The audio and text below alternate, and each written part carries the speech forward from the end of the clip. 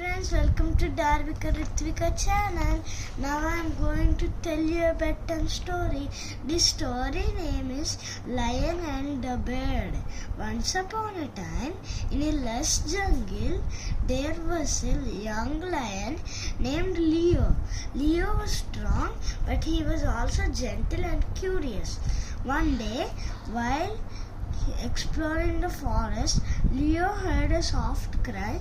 Following the sound, he found a tiny bird with a head wing. Unable to fly, "Don't worry, little bird," Leo said kindly. I'll help you." The bird looked up with wide eyes. "But you're a lion, you're big and strong. How can you help me?" Leo smiled gently. "Strength isn't just about size, it's about kindness too." He carefully picked up the bird with his soft paws and carried it to a safe spot under a shady tree. Bye.